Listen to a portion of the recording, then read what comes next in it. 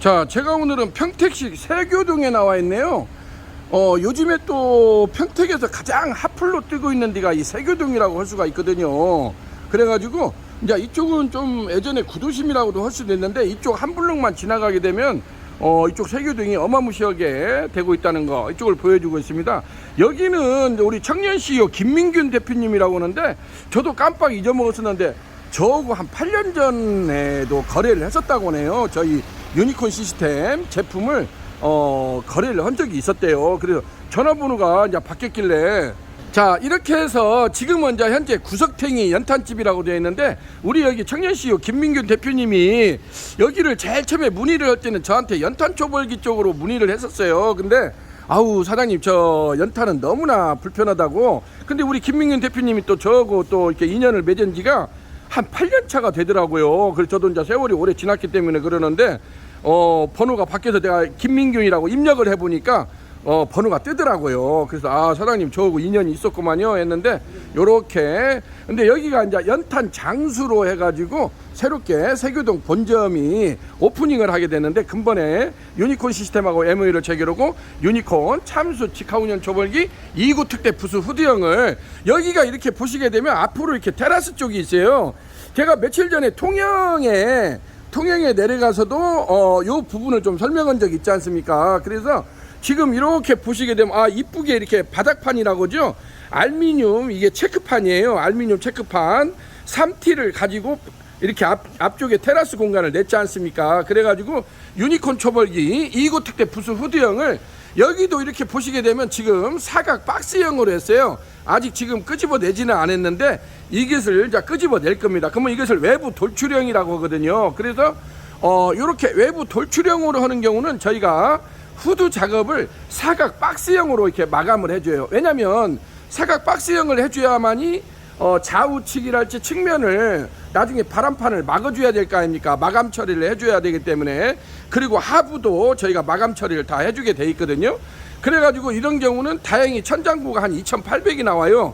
그러면 우리 기계가 한 2350이거든요. 바닥에서 지금 이 박스 후드까지 높이가 2350이 나오는데, 요거 같은 경우 지금 이렇게 보시면 위에 상부에 제가 250파이 굿지를 지금 달아놨지 않습니까? 그렇게 해가지고 여기를 외부 닥트 라인으로 해가지고 지금 여기 구석탱이 연탄집 간판 위쪽에 마침 공간이 있어요. 그래가지고 그 공간으로 해서 250파이 스파이럴 닥트 공사가 이쪽으로 지나가가지고 제가 쭉 따라가 보겠습니다. 이렇게 보시게 되면은 이쪽에 벽면에 보면 이렇게 닥트가, 입상 닥트가 올라갔지 않습니까? 옆에도.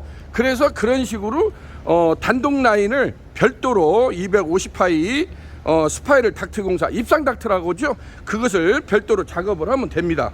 그렇게 해서 이제 여기 같은 경우도 앞쪽으로 마침 이렇게 테라스 공간이 나와 있기 때문에 테라스 앞쪽으로 이렇게 초벌기를 끄집어냈을 때 어떤 비주얼적으로 뭔가 앞에서 연기도 뿜뿜하고 불쇼도 하게 되면은 뭔가 임팩트한 분위기를 연출할 수 있을 거 아닙니까? 그래서 나름대로 또 이쪽에 이제 사람들이 다니면서 손님몰이도 할 수도 있는 것이고, 그랬을 때 안에다가 이것을 주방에다가 넣는 것보다는 아무래도 이렇게 테라스 공간이 있으면 테라스 쪽에다가 이렇게 끄집어내서 했을 때 굉장히 임팩트한 효과가 있어요. 저희가 해보니까. 그래서 저희도 가급적이면 이런 것을 테라스 앞쪽으로 좀 끄집어내서 해라, 이렇게 하고 있습니다. 제가 안쪽으로 들어가서 같이 한번 보도록 하겠습니다. 자, 이렇게 들어가면은 안쪽으로는 이제 깡통 테이블이 돼 있지 않습니까? 이제 우로 상향식 이제 은자바라 후드라고 하죠. 은자바라 후드가 돼 있고, 이렇게 한참 지금 인테리어 지금 마감 중에 되어 있는데, 제가 앵글을 이렇게 돌려서 보시게 되면은 지금, 자, 이렇게 해서 유니콘 참수 직하운 초벌기 2구 특대 부수 후드형이 멋지게, 정말 이순신 장군의 거북선처럼 멋지게 세팅이 됐지 않습니까? 그래서 이 부분 제가 안쪽으로 들어가서 설명을 해보면은, 자, 지금 오늘도 지금 저기 미사역점이라고 하죠. 미사리에서 하시는 분이 이 석쇠 부분에 대한 질문이 많아요. 왜냐하면 우리가 석쇠가 한 20여 가지가 되다 보니까 이거 석쇠를 뭘 선택을 해야 되느냐. 여기 이제 우리 이제 청년 CEO 김민균 대표님도 그래가지고 제가 지금 몇 가지를 이제 컨펌을 해줬거든요. 예를 들면 돼지갈비를 할 때는 이러한 또, 이걸 이제 우리가 많이 쓰는 이거 실시리 석쇠예요. 근데 이제 시중에 있는 실시리 석쇠하고는 맞지 않고 우리는 이게 480에 365거든요. 이 사이즈가. 그래서 이러한 또 실시리 석쇠를 써가지고 예를 들자면 이러한 그 찌개를 이용해서 우리가 테이블에서 고기 구워 먹듯이. 근데 이러한 실시리 석쇠는 소량으로 할 때는 이게 할 수가 있어요. 근데 사실상 대량으로 하기에는 이게 조금 버겁습니다. 그래서 그런 경우에는 우리가 이렇게 보시게 되면은 이러한 겹석쇠가 있어요. 겹석쇠. 그래서 이러한 겹석쇠가 이제 280각부터 280각, 320각, 350각, 380각 사이즈별로 종류가 돼 있어요. 그래서 일반적으로 우리가 돼지갈비, 막갈비를 할 때는 이러한 380각 겹석쇠를 저희가 많이 추천을 해요. 왜냐면 한 번에 막 4인분, 5인분이랄지 대량으로 이렇게 구울 때는 여기에다 놓고 애들 하면서 구워대야 장사가 되지, 여기서 노닥노닥거리고 있으면 어느 세월에 장사를 하겠습니까? 그래서 이러한 또 겹석쇠 종류도 업소 메뉴에 맞게 여러 가지 종류가 돼 있다는 거, 그게 돼 있고, 지금 좌측으로 와서 보면은 이렇게 보시게 되면 요거 혼돈을 하시는데 요게 이렇게 보시면은 이것을 서스 그릴링 석쇠라고 그래요. 이것을 일명 바베큐 석쇠라고도 저희가 하거든요. 이게 굉장히 무겁습니다. 이게 올 서스예요. 근데 요것은 생고기용이에요. 예를 들면 삼겹살, 목살, 토마호크랄지 우대갈비. 요즘에 우대갈비 문의가 굉장히 많이 오거든요. 우대갈비를 통으로, 그럼 우대갈비가 보통 한 사이즈가 30cm 정도 되지 않습니까? 250에서 보통 300mm 정도가 나오거든요. 우대갈비 사이즈가.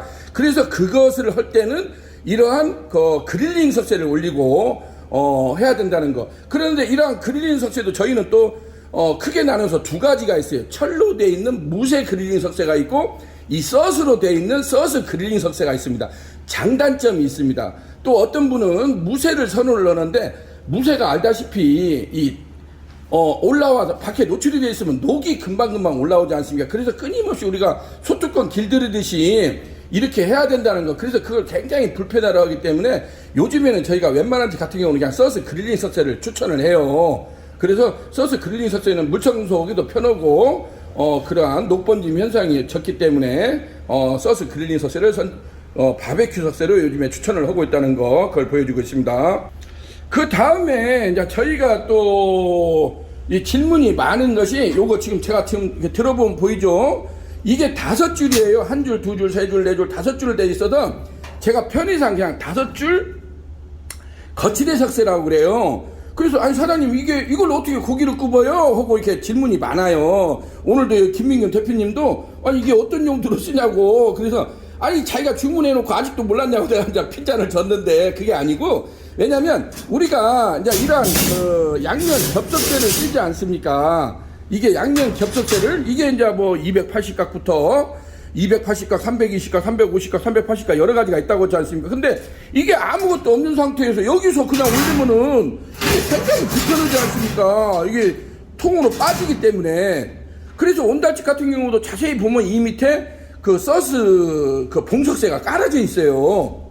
온달집 양념구이를 하는데도 이것도 마찬가지예요. 그러는데 온달집에서 쓰는 석쇠 같은 경우가 너무 또 양념이 많이 묻어요. 그래서 그게 또 막 연기가 타서 오르고 하기 때문에 이러한 겹석쇠를 쓰기 위해서는 반드시 하부에다가 이러한 거치대 석쇠, 이거 거치대 석쇠라고 합니다. 이러한 거치대 석쇠를 깔아 놓고 나서 이러한 겹석쇠를 올려서 여기서 그러면 아무 때나 놔도 이게 퐁당퐁당 안 빠지지 않습니까? 그래서 이러한 겹석쇠를 사용하기 위해서 밑에다가 하부에다가 걸쳐놓고 쓴다고 해서 거치대 석쇠라고 저희가 명명을 하는 겁니다. 그래서 이러한 양념육을 하기에 특히나 돼지갈비, 포갈비랄지 돼지갈비를 대량으로 4인분, 5인분이랄지 보통 뭐 고기는 기본이 2인분부터 출발을 하니까, 그랬을 때 돼지갈비 2인분만 해도 뭐 1인분에 250g씩 하면은 이게 500g 양이에요. 그래서 우리가 해보면은 그러한 뭐 3인분, 4인분 500g은 벌써 1kg를 여기서 구워야 되는데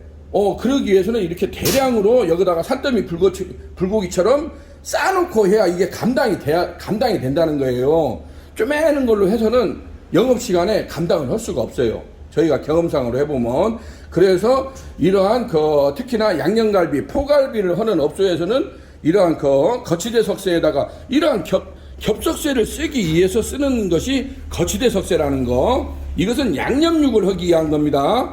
양념육을 하기 위한 것은 이걸 쓰고, 생고기, 목살, 삼겹살 목살이랄지 우대갈비랄지 이러한 생고기를 하기 위해서는 지금 이렇게 보시면은 이러한 바베큐 석쇠, 바베큐 이걸 그릴링 석쇠라고 하거든요. 손바닥 자국이 팍 나는 이러한 그릴링 석쇠를 쓴다는 거. 방금도 제가 이제 앵글을 이렇게 돌려서 보시게 되면